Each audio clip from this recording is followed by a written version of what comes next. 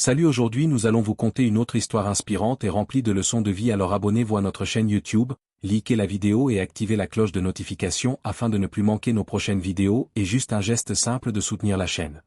Dans un petit village d'Afrique de l'Ouest, entouré de collines et de champs d'arachides, vivait un jeune homme nommé Ngolo, fils unique d'une famille aimée et respectée. Son père, Bamba, était un homme travailleur, réputé pour sa droiture, et sa mère, Aïcha, symbolisait la tendresse et la générosité. Le village baignait dans la paix et la fraternité. Chaque soir, les enfants riaient autour du feu, écoutant les anciens raconter les histoires des ancêtres. Mais derrière cette harmonie, l'ombre de la convoitise se préparait à s'abattre sur la famille de Ngolo. Quand l'argent entre dans le cœur des hommes, il en chasse souvent l'amour et la raison. Un jour, Bamba découvre un petit gisement d'or dans la terre de sa ferme. La nouvelle se répand comme le feu dans la savane. Très vite, les hommes du village, jadis amis, deviennent envieux. Même ses frères, Souleymane et Karamoko, qu'il avait toujours respectés, se laissent dévorer par la jalousie. Les disputes commencent.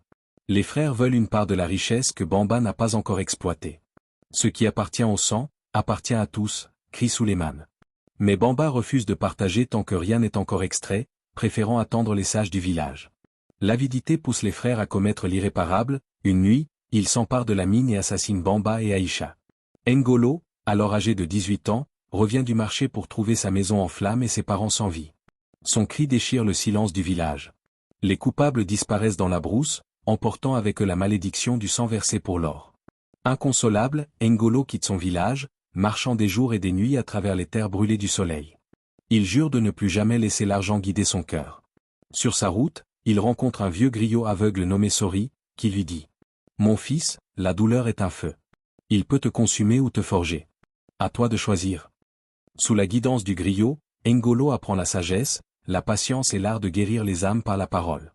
Il devient conteur, guérisseur et artisan, transmettant des messages de paix dans chaque village où il passe. Peu à peu, la tristesse fait place à la paix. Ngolo comprend que le vrai trésor n'est pas dans la terre, mais dans la bonté du cœur et la sagesse partagée. Des années plus tard, devenu un homme respecté, Ngolo revient à Kudumba. Le village est méconnaissable, les champs sont stériles, les maisons délabrées. Ses oncles, Souleymane et Karamoko, vivent désormais dans la misère, rongés par la maladie et la honte. Leurs fils se battent entre eux pour les restes du trésor maudit. Quand ils voient Ngolo, les deux frères tombent à genoux, pleurant et demandant pardon. Ngolo, dans sa grandeur d'âme, leur dit : « Vous avez creusé la terre pour trouver l'or, mais vous y avez enterré vos cœurs. Moi, j'ai semé le pardon, et j'ai trouvé la paix. » Plutôt que de se venger, il choisit de reconstruire le village. Il enseigne aux jeunes l'importance du travail, de la solidarité et de la sagesse. L'or maudit est enterré pour toujours au pied du baobab sacré, comme un avertissement pour les générations futures. Kudumba retrouve sa prospérité grâce aux efforts collectifs. Ngolo fonde une école de sagesse où il enseigne que le vrai or brille dans les cœurs unis. Il devient un ancien respecté, gardien de la mémoire et de la paix. L'argent peut acheter la terre, mais jamais la paix du cœur.